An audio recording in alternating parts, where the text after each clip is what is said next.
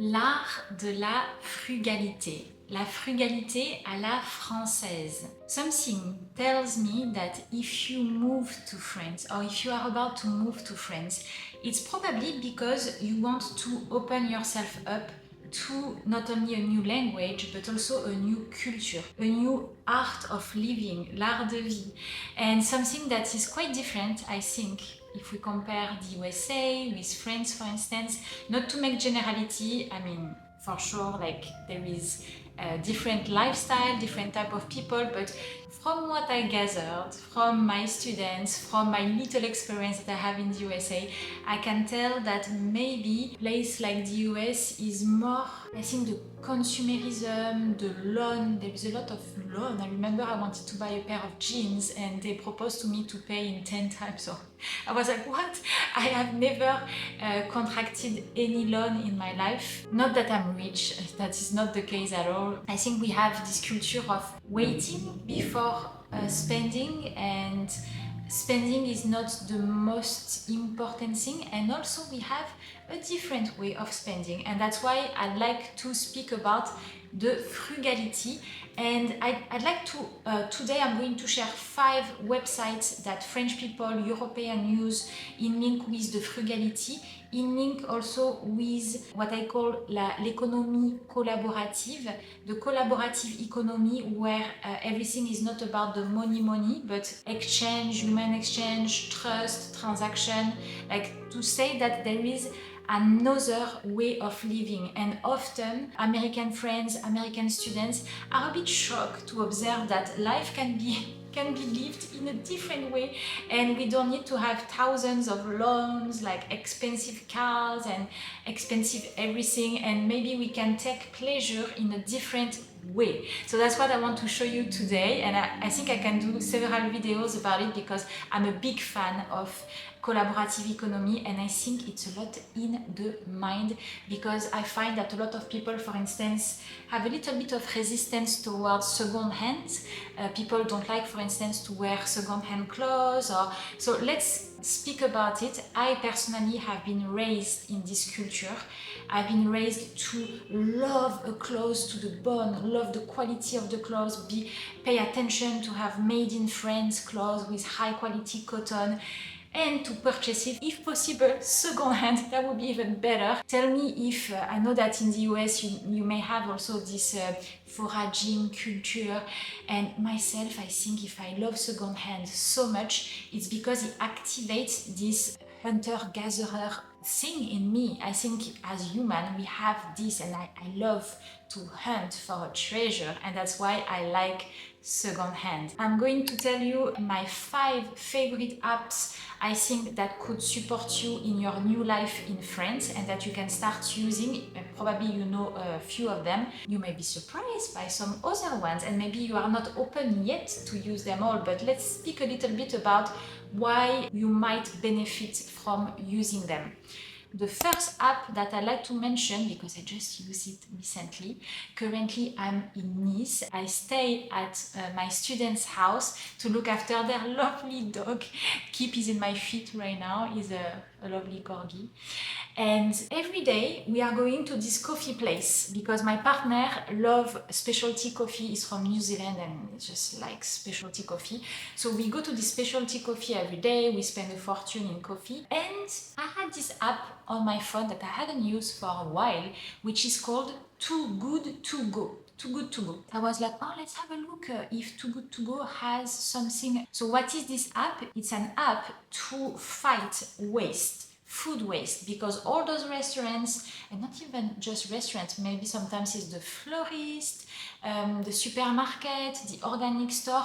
At the end of the day, they have waste. Sometimes they give it to their employees, but sometimes they have so much waste, so they don't know what to do with it. And that's why this app was born, in order to propose the leftovers to people like you and me. So we can, at the end of the day, pre-select, buy a package. They call it un panier. Panier means a basket, un panier. And we also call it un panier anti-gaspi. Gaspi being the short word for gaspillage. The double L is pronounced y. Gaspillage. Gaspillage means waste, and anti-gaspi, anti-waste. I saw that our favorite coffee place was on the app, and I was like, wow, Dad, come and have a look. And it was €3.50, so we were like, okay, let's give it a try, because it's a surprise bag. They say that the value is worth, I think, €18, and we paid €3.50. So we booked it. An hour after we went there, at the end when the coffee place was closing around 7 p.m, and we received the most crazy bag. It was a paper bag, but full with our favorite sandwiches, with this lovely sourdough bread and some like cinnamon buns, maybe 3 or 4 of them. Usually I think it's €4 the bun or something like that. Focaccia, and the most delicious thing. And then was like, oh my god. And it's the same, he's not from the USA, but he's from New Zealand, and he's not too accustomed to this kind of thing, but I think he's kind of he's really loving it. He's like, wow, that's so delicious, all the things that we can have. I want to say now that you may think that, okay, we are not poor, so maybe we should leave those baskets to people who actually really need it to eat. But of course, we wanted to find people to share the basket with, like people on the street that really needs to eat. But I want to say that usually there are so many places that do it, that actually if we don't purchase it, it's going to be truly wasted. People from the coffee place were telling us it's great that you are doing it, and the app is telling us thank you for helping our society to have less waste. So it's actually something ecological that you do. And that is why I like to speak about the mindset, because I think sometimes there is a bit of shame that could be associated with doing such a thing, when actually I'd like to change a little bit the plug, the wire here, to say this is how we build a society that's functional, by stopping the waste. And me, I see it like this. I see it like, yes, by taking a panier anti-gaspi, I'm helping that this food doesn't go to the garbage, I'm saving money, and also we are enjoying it. It's a win-win. If you are curious, give it a try. I think there is a little bit of unbalances. Some places are better than others. Definitely this Copenhagen Lab coffee, wow, it's one of the best baskets we ever had. So give it a shot, give it a try. Now, second app, an app that you probably heard about, and you have something like that for sure in every country. I think in the USA is Craigslist, so it's kind of a general app. I think Facebook has it with Facebook Marketplace. This one is called Leboncoin, literally the good corner. Leboncoin, it's a website full of categories. I admit it's not superbly user-friendly. I don't think it's the best designed website, but it's functional, and you can find second-hand appliances, clothes, technological items, and flats and houses. And to give you an example, the wonderful flat where I'm currently staying in Nice, from what I remember, my students, they found it with Leboncoin. So I think a lot of people go straight away to the mainstream rental website called Se Loger, and Leboncoin, it's slightly more, I'd say, human, in the sense that there is a lot of ads made by des particuliers, individuals that don't go through agencies. And I think that's exactly what happened for this very house. My students, they contacted this Frenchman that didn't want to go through an agency. They had a good human connection, and some people call my student lucky because they scored a wonderful place. But it's also because they just took another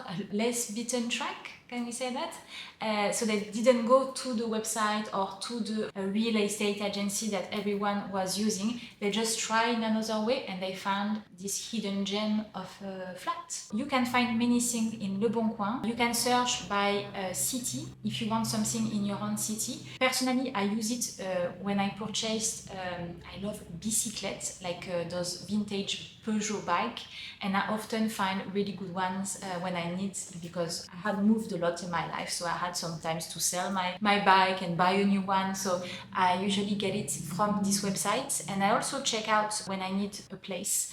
I've been of course using Leboncoin as well. Another one, honestly, this one, I have so many friends that use it. Maybe it's a little bit more feminine. It is for clothes, for second-hand clothes. It's very mainstream in Europe. It's called Vinted. Vinted, like vintage. It's like people like you and I that sell their clothes. So you can also use it if you want to sell some clothes. And if you want to purchase, you can select the brand, you can select the state. So if you don't like the idea of a pre-loved clothes, if you want something new, you can also put I want a brand new one in a state where it's new, I want the sticker. So this is also possible. If someone received a gift that they don't like, they can sell it through Vinted. And this is something I discovered recently, and oh my god, maybe that's a bad news because I spend too much time now on Vinted. They use also this little camera option. So if you see a dress that you find beautiful on a movie or on the street, you can take a picture, and they have this kind of modality, functionality, and they search among all the offers something that kind of match the style of this very dress that you want, and you can find it like and buy it for a fraction of the price, and it's second hand, and it's also to fight the waste and to build a society, a world that is with more common sense, less waste. So you are doing also something positive. So keep in mind Vinted. Another one that I used since I don't know how many years. It's called BlaBlaCar. BlaBlaCar, blah blah blah blah blah. BlaBlaCar is a carpooling website, a community. Carpooling in French we say covoiturage, covoiturage, voiture being a car. It's a way to share a trip with some people. You either go to the website as a passenger and you search for a ride. So for instance, right now, if I want to go to, let's say, a village like I'm in Nice, I could search on BlaBlaCar website and find really cheap trip. I can become a passenger, and if I want as a woman especially to make sure that I'm secure, I can see the profile of the driver, all the reviews he had, you know, there is some sort of feedback, and like it's a community, and we have a profile, and myself I have so many, I think I might be an ambassador or something like that because I used it so much. And for you, it's a really good way to practice French, because I reckon that in France it's a lot of French people that use it, and if you do a long trip and speak, and I had the best talk ever on BlaBlaCar, and I think it's also because we are facing the road, and I think I don't know, I always had like very intimate kind of chat with the people. I think it's the way that we face the road and we talk about the life, and there is this allegory of the road and the line and like going forward, and I've always had like epic trips and journey with this website. And you can also do it as a driver, and also people like to drive with other people, not alone, and you could take a passenger and help you pay this very expensive fuel, especially now with the price of the fuel. Some people don't have choice but to use BlaBlaCar, and it actually makes sense for the environment to share a car. And that's why I like this concept of collaborative economy. Is like to decide to opt for the sobriety, for a simple life, before we don't have any choice. It's us using our human quality to connect. There is this idea of I want to create bridges, I want to share my trip rather than going alone, because it's going to be cheaper for the person, cheaper for me, less pollution will be involved, and everyone wins from it. And yes, it's different from the comfort of driving in your big car, and it's not as convenient sometimes, but you earn so much more, I find, from my experience. Of course, maybe there is sometimes where maybe someone is late. Personally, I think I only had good experience. I don't have one bad experience to speak about. Maybe one trip was cancelled one day, but most of the time it's been excellent experiences. What about les vide-greniers? What is vide-grenier? Literally, it's to empty the attic. It's like you guys have garage sales, I think, in your country. This is a bit different. It's from the spring up until the autumn when we have beautiful days because it's outdoor and people like you and I gather and bring out all the things we don't want anymore. And there is also sometimes a bit of antiquaire, people that sells antiquity as well. Sometimes it's a bit of a mix.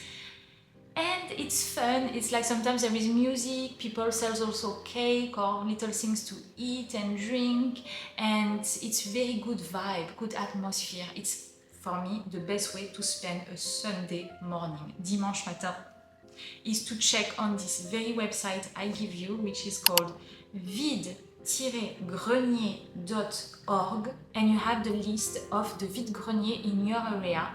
And you could say, that's what I do on the Sunday morning. I'm like, what vide-grenier do we have around today? And sometimes you have to go a little bit further, sometimes it's next door. It is a very good way to chiner. Chiner is a French word that means to hunt, to search, to look for a specific ceramic plate, porcelain, or a very specific théière, teapots that you want, or everyone has his own little thing. If you like antiquity, there is so many things to hunt for in those vide-greniers instead of buying it new. And sometimes it's like, whoa, what a treasure, it's exactly what I wanted. And you also meet people, practice French, pratiquer le français.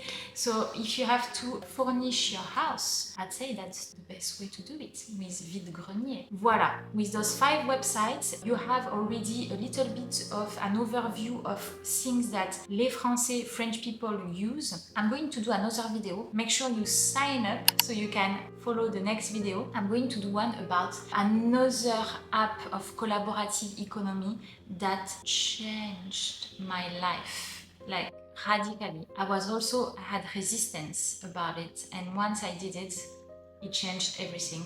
It's called home exchange. You probably heard about it. It's swapping your house with other people. I think it's also a story of mindset. You cannot use it with the attitude of you are renting a hotel, because it's based on trust, on respect, and also you have to be flexible because people are not professionals. Sometimes, you know, the house is not exactly in the same state as it would be if you were renting an Airbnb. So it requires a certain mindset. But in the next video, I'm going to speak to you about how you could use home exchange for improving your life in France, for exploring, for traveling. And I traveled and explored way more since I use this platform, and I have such a good experience of meeting people, of people trusting us and making us feel at home and giving us their best tips. And we always feel using this platform that we truly live like a local, that we are not tourists, that we are hosted almost by friends. And well, I don't say more. I'm going to deliver the next video next week, so make sure you sign up, and voilà, à bientôt. C'était Déborah. Ciao ciao.